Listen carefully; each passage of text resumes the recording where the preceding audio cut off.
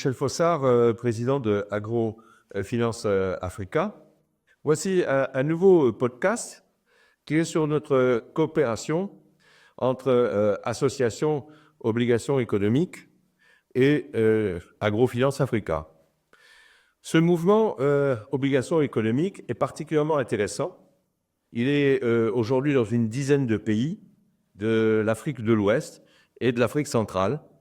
Et principalement, son action vise à développer et à accompagner des jeunes dans l'entrepreneuriat agricole au sens large, c'est-à-dire agriculture, agrobusiness et toute autre activité tournant autour, et en même temps d'aider ces personnes à épargner et à avoir des encouragements à travers leur épargne sur des obligations qui sont des obligations AFA, qui est un des instruments de Agrofinance Africa, à côté des titres participatifs et maintenant de notre fonds d'investissement Solupar.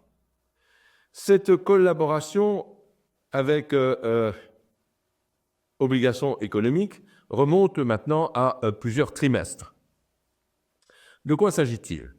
En fait, nous nous sommes rendus compte qu'à travers de nombreux pays de l'Afrique de l'Ouest et de l'Afrique centrale, des jeunes diplômés ont parfois une incertitude pour trouver le job qui convient à leur formation et en même temps, ils sentent cette nécessité de s'impliquer totalement dans la modernisation de leur agriculture.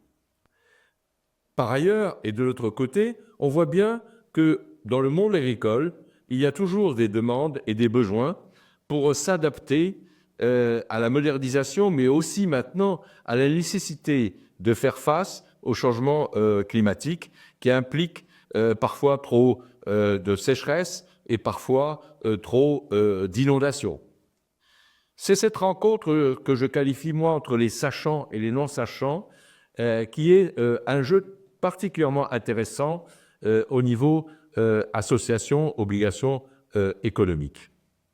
Maintenant, pour notre part, au niveau de Agrofinance Africa, nous avons trouvé particulièrement intéressante cette structure en comité thématique où des groupes interdisciplinaires recoupant aussi bien des gens de l'agriculture que, par exemple, de la finance, gestion, marketing, supply chain, travaillent ensemble pour préparer des dossiers, comme on le dit, bankable. C'est-à-dire, ils donnent dans ce concret qui consiste à voir comment un dossier sera finançable.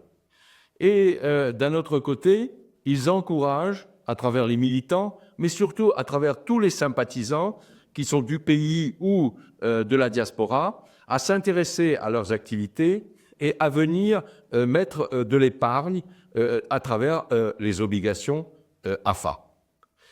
AFA est très content de cette collaboration, qui prend des tournures aussi, je dirais, très sécurisantes pour les épargnants. Où se trouve cette sécurité?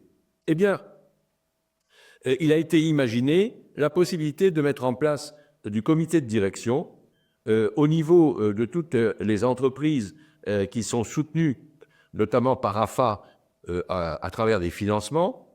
Et vous savez que l'important pour quelqu'un qui a un projet, c'est d'obtenir son financement et pour celui qui a prêté l'argent, de pouvoir récupérer cet argent.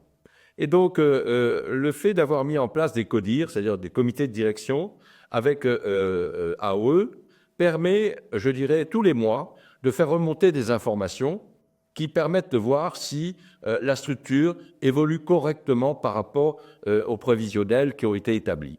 Et si ce n'est pas le cas, de faire appel aux équipes experts de Agrofinance Africa pour voir où est le problème et comment il pourra être résolu, tout en donnant encore la liberté aux dirigeants de mener son action au quotidien et en faisant confiance aux experts d'Agrofinance Africa pour redresser la situation là où c'est nécessaire.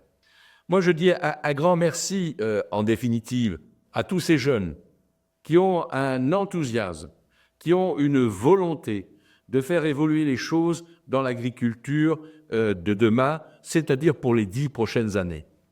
La déclaration de Kampala, qui date de janvier 2025, indique très clairement les enjeux, indique très clairement les objectifs qui devront être menés à la fois en augmentation de la production agricole, on nous parle de 45%, ce qui est quand même énorme, aussi des investissements qui vont être faits ou qui doivent être faits dans les secteurs agricoles africains.